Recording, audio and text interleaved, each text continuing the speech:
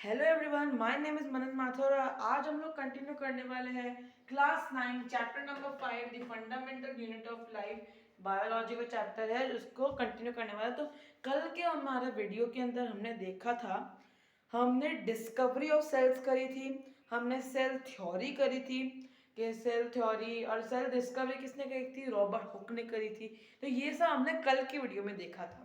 आज के वीडियो में हम लोग करने वाले हैं बात यूनिसेल्यूलर एंड मल्टीसेलुलर ऑर्गेनिजम्स के बारे में। डिस्कशन करेंगे एक्टिविटी 5.1 का। पेज नंबर 59 के क्वेश्चंस आपकी एनसीईआरटी बुक से, उस क्वेश्चंस के आंसर्स दिए रहे। और components of cell, basic component of cell करेंगे, सिर्फ इंट्रोडक्शन करेंगे इनका। बाकी हम हर एक के बारे में डिटेल में एक एक वीडियो में बात करेंगे।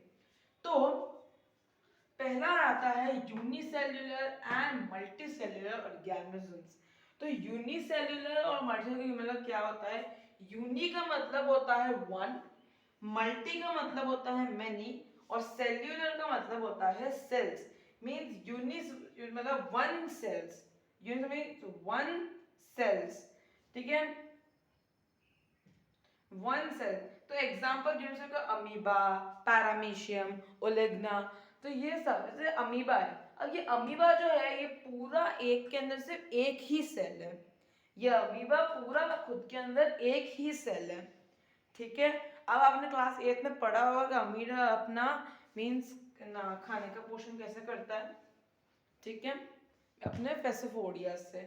तो अमीबा कैसे दिखता है? बिल्कुल डेफिनेट शेप का नहीं होता है, ऐसा होता है। अब जैसे यहाँ पे एक फूड है, तो जिसके फेसिफोडियास होते हैं ये ऐसे आगे बढ़ते हैं, ठीक है, और फिर एक बार में ये खुद को ज्वाइन कर लेते हैं। मीन्स ये जो पूरा जो पार्ट है, ये वाला पार्ट, ये बन जाता है एक वैक्यूल, और फूड उसके अंदर आ जाता है and he can have it, ठीक है। तो यूनिसेलुलर में अमीबा आता है, पैरामीशियम आता है। मल्टीसेलुलर में होता है मींस मेनी सेल्स, जिनके अंदर मेनी सेल्स होते हैं, जिनके अंदर एक एक सेल को परमानेंट काम दिया जाता है। मींस कल मैं बताया रेड ब्लड सेल्स को परमानेंट काम दिया गया, व्हाइट ब्लड सेल्स को परमानेंट काम दिया, मींस अलग अलग सेल्स दिए हुए हैं, और वो भी सेम टाइप के नहीं होते हैं। लाइक मसल सेल्स होते हैं, वो अलग टाइप के शेप के होते हैं, और I can say that nerve cells अलग शेप के होते हैं, और स्पर्म ओवम अलग शेप के। मैंने आपको डायग्राम बताया था कल स्पर्म ओवम का। तो ये सब अलग अलग शेप के होते हैं, नॉट डिफाइंड शेप्स।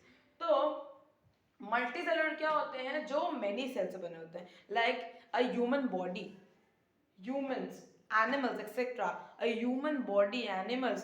तो ये सब जो होते हैं ये होते हैं एक बहुत सारे सेल्स से बने हुए, ठीक है। इनमें से इसमें हर एक पार्ट के अंदर मिलियंस ऑफ सेल्स होते हैं। तो यूनिसेलुलर मतलब समझ आ गया। हम लास्ट में रिवीजन करेंगे और वापस आपको बता दूंगा। अब हम करने वाले हैं discussion of activity 5.1 from your NCERT book.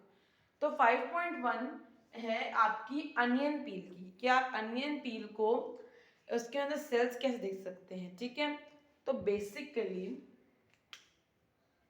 ये आपको बताएगा एक प्लांट के सेल्स, ठीक है। अब क्या करना है, आपको एक अनियन लेना है, उसको अच्छे से पील करना है। फिर जो उसका जो अंदर का पार्ट निकलेगा उसको आपसे एक नीडल, एक छोटा सा नीडल होता है, उससे आपको उसको करना है स्क्रैप, और उससे एक जेली लाइक सब्सटेंस निकलेगा, उसको आपको डाल देना है वाटर के अंदर। अब वाटर के अंदर क्यों डाला अपन ने इमीडिएटली? क्योंकि जो उसके अंदर जो ना ऑनियन था, उस टाइम उसके अंदर वाटर कंटेनिंग था, लेकिन जैसे ही हमने बाहर निकाला वही उसने वाटर छोड़ दिया। तो अब वाटर जो छोड़ दिया वो ही विल ड्राई, ठीक है, तो वो सूख जाएगा।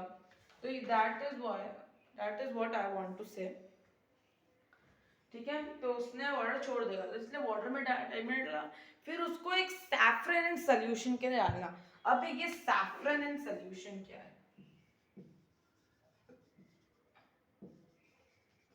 I don't know the spelling, but I think it is right.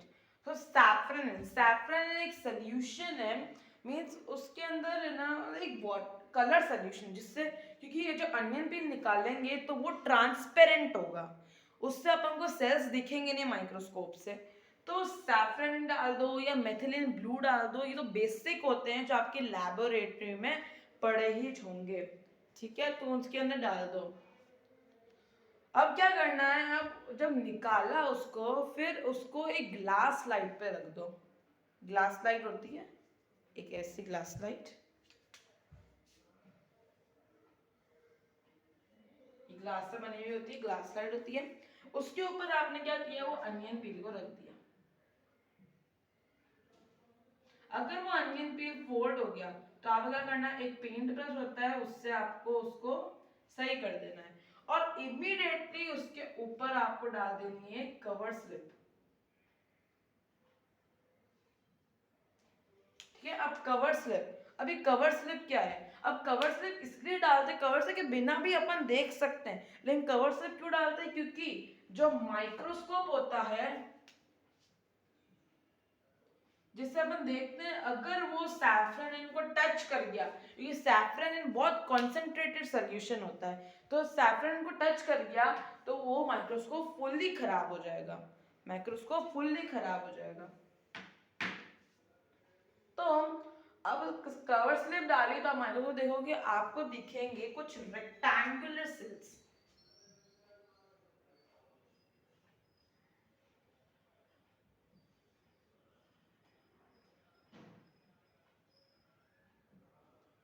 ऐसे टाइप के सेल्स देखेंगे तो बीच में होगा, हर एक सेल के बीच में एक डॉट होगा, दैट इज द न्यूक्लियस। ऐसे टाइप के सेल्स दिखेंगे आपको अनियन पील के अंदर, ठीक है। तो क्या किया अपन ने, वापस बता देता हम लोग, अपन ने पील को करा, उससे तो ट्रांसपेरेंट निकाल के वाटर में डाला, वाटर से अपन को सैफरन में डाला, सैफरन में वाटर वॉच ग्लास के अंदर हो सकता है, सैफरन के अंदर डाला।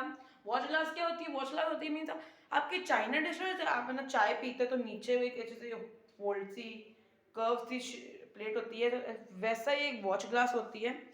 तो उसके अंदर ना मतलब उसके अंदर ना आपने है ना सैफरन डाला या वाटर डाला, फिर उसको कलर करके ग्लास लाइट पर, ग्लास लाइट से आपने उसको अगर फोल्ड हो रही है तो उनको थोड़ा सा अच्छे से किया, ठीक है, और फिर कवर स्लिप लगा दी। अब कवर स्लिप भी ध्यान से लगाना है, कवर जब उसके अंदर एयर बबल्स नहीं दिखने चाहिए, एयर बबल्स नहीं दिखने चाहिए, ठीक है।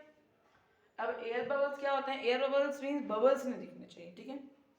तो आपने कवर स्लिप डाला, कवर स्लिप के माइक्रोस्कोप के अगर आप देखोगे तो आपको दिखेंगे this type of cell structures, okay. अब हम लोग नेक्स्ट बात करने वाले हैं page number 59 of your NCERT book, questions. दो क्वेश्चंस दिए हुए हैं, अपन पूरे लाइन वाइज चलेंगे तो अपन हर एक क्वेश्चन को सॉल्व करते रहेंगे। तो फर्स्ट क्वेश्चन है, who discovered cell and how, किसने सेल की डिस्कवरी करी और कैसे करी।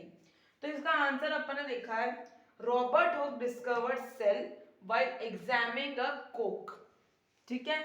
रॉबर्ट हुक ने सेल को डिस्कवर किया था, कैसे, उसने व्हाइल एग्जामिनिंग अ कोक, ठीक है। और यहाँ पे इसके आगे आप एक लाइन और जोड़ सकते हो, एग्जामिनिंग अ कोक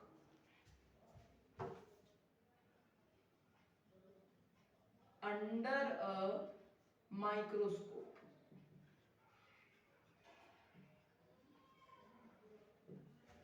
ठीक है, अंडर अ माइक्रोस्कोप। तो रॉबर्ट हुक ने किया था इसका डिस्कवरी, किस कैसे किया था, कोक को एग्जामिन, कोक क्या था अपन को पता था, बार्क ऑफ अ ट्री, उसको एग्जामिन करके अंडर अ माइक्रोस्कोप के अंदर उसने देखा, तब उसको दिखे थे सेल्स, और उसको उसने कुछ हनीकॉम्ब टाइप सेल्स दिखे थे और उसने उसको नाम दे दिया था सेल, ठीक है। अब हम लोग बात करने वाले why is cell called the structural and functional unit of life. Cell को अपन ने कल डिटेल में पढ़ा, लेकिन इस पर अपन शॉर्ट में देखेंगे। तो सेल को एक स्ट्रक्चरल और फंक्शनल यूनिट ऑफ लाइफ क्यों बोला गया है, because it is the smallest functional unit which can exist independently, क्योंकि ये सबसे स्मॉलेस्ट है, ठीक है। ये सबसे स्मॉलेस्ट फंक्शनल यूनिट है, जो सबसे बेसिक फंक्शनल यूनिट होता है, जो एग्जिस्ट करता है इंडिपेंडेंटली, जो अपने आप खुद का सारा काम कर लेता है। ठीक है, तो अपने क्वेश्चन डिस्कस है। अब हम लोग करने वाले बेसिक कंपोनेंट्स ऑफ सेल, इनकी वीडियोस मैं आपको डिटेल में बताऊंगा अगले वीडियोस में, ठीक है, आने वाले सून वीडियोस में। तो प्लाज्मा मेम्ब्रेन, जिसको सेल मेम्ब्रेन, सेल मेम्ब्रेन क्या होती है, अब मैं आपको एक सेल के एग्जांपल से बताता हूँ। लाइक ये एक सेल है, ठीक है, ये एक सेल है, मैं उससे सही लिखना, ये एक सेल है। अब इसके अंदर एक गोल होता है। अभी जो इसकी आउटर कवरिंग होती है ना, that is known as the cell membrane या प्लाज्मा मेम्ब्रेन। ये जो गोला है इसके अंदर जो बड़ा है, that is known as the nucleus, that is known as the nucleus. और इसके अंदर कुछ जेली लाइक सब्सटेंस होता है, that is known as the cytoplasm.